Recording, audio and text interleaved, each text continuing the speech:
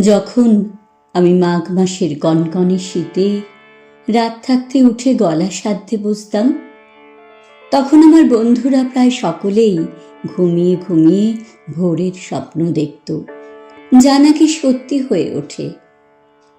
আমি তান সারগামের ওঠা পড়ায় বন্ধ হয়ে থাকতাম।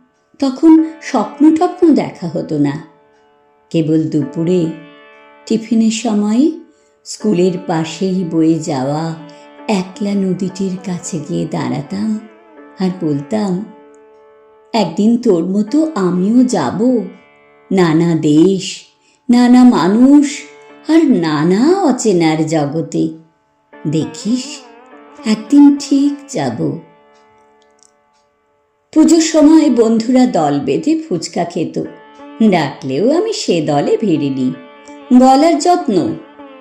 উঁচু ক্লাসে অনেকের বই খাতার ভাঁজে যখন সিনেমার ছবি, তখন আমার ব্যাকরণ খাতার পেছন মলাটে দরবারির নতুন তান লেখা।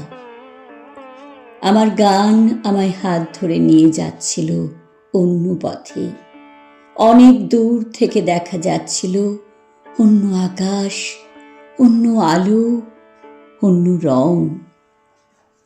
কোণে দেখা এক অপূর্ব আলোর বিকেলে আমার বিয়ে হয়ে গেল। সানাই, রঙিন বেনারসি, রজনীগন্ধা, ফুলশয্যার রাতে শুনতে পাচ্ছিলাম জয় জয়ন্তী বাজছে অলৌকিক মায়ায় বিসমিল্লা সাহেবের।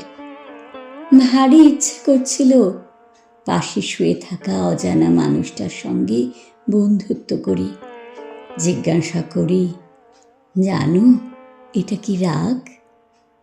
লজ্জায় জিজ্ঞাসা করা হয়নি। অনেক দিন পর যখন গান আমার হাত ছেড়ে দিয়ে একা ফেলে রেখে চলে গেছে দূরে, তখন মানুষটি বলেছিল একদিন, তুমি খুব ভালো গান গাইতে পারতে, গাও না কেন? আমি উত্তর দিইনি। বিছানায় ঘুমিয়ে থাকা নিষ্পাপ এক শিশুর মুখের দিকে তাকিয়েছিলাম অপলক। আমাদের মেয়েকে গান শেখাবো বড় হলে, কেমন?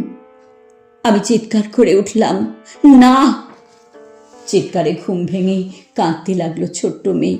চিৎকারে অবাক হয়ে থমকে রইল আমার স্বামীর চোখ। আমি খুব নিচু স্বরে বললাম, না, ও সেলাই শিখবে, রান্না শিখবে, ঘর মোছা বাসন মাজা শিখবে, মার্কেটিং করতে শিখবে, জানলায় পর্দা লাগাতে শিখবে, অসুখে সেবা করতে শিখবে। গান শিখবে না। গান তো টেপ রেকর্ডারেই পাওয়া যাবে।